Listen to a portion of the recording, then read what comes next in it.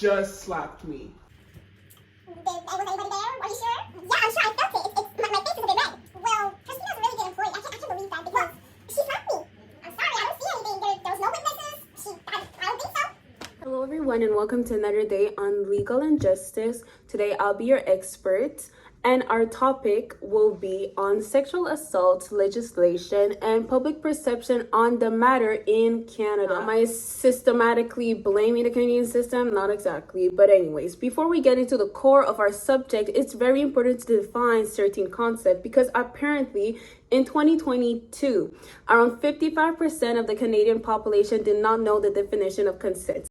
So we're going to start by there. For the sake of this video, I'll be referencing the definition given by Oxford Learner's Dictionary that says that consent means the permission to do something. What is not considered consent according to the Criminal Code of Canada? Well, when someone says or does something that shows that they're not consenting, when someone is incapable of consenting to an activity. There are three types of assaults here in Canada. First one is assault causing bodily harm, so it includes injury. The second one is assault with a weapon, so if you have a gun, a knife, any type of weapon that can be used as intimidation during the assault. And then there's aggravated assault, that this is like the most serious. This is like the highest level of assault you'll find here in Canada, and it involves serious physical injuries and can endanger the victim's life. For the purpose of this video, we will be mainly addressing women because according to Statistics Canada, women are more likely, 5 times more likely than men to experience sexual assault.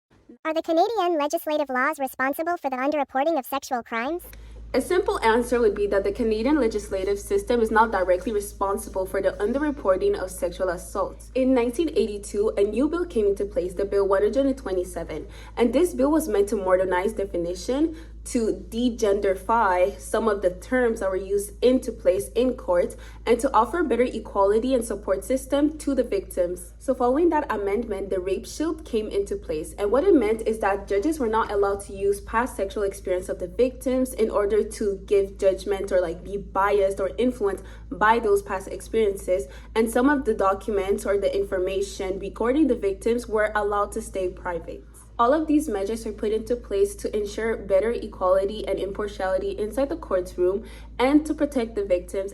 As we can see, the laws that are put into place by the Canadian legislation is not necessarily the issue to this problem. Rather, it is the implementation of these laws in today's current society. Now, coming back to the problematic, one of the reasons why sexual assault is so underreported is because of law enforcers, aka police officers. In fact, although less than 5% of sexual assault cases are reported, 1 out of 5 of those cases that are reported are considered non-founded on evidence. Of course. And are not even pursued with an investigation to see if there was an abuse that was happening, if the victim was right, if the victim had any trauma related to experience.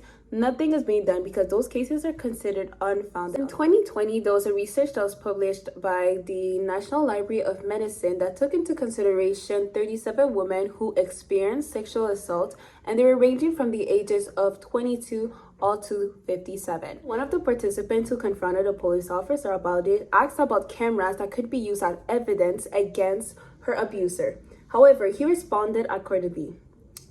He said it was too grainy and that it was at night and that she seemed to be consentant while she was leaving the bar. Another key factor that may lead others to decide not to report the violence that was done against them is because of societal pressure. We all remember those good old days where women were seen as objects and as people who should remain silent, and when men were just seen as everything a woman could not be. Well, it seems like those days are back, or rather its ideologies and concepts are still present in today's society. The proof? 61% of Canadians still believe that gender inequality doesn't exist, while another 21% of men believe that feminism did more harm than it did good. Misogyny. Women are to be seen and not be heard. But it doesn't stop there. 20% of women have experienced sexual harassment online, and another 15% have received misogynistic comments directed towards them online. But hey, at least we're not like the United States, who elected a president who has allegedly sexually assaulted someone. Most likely.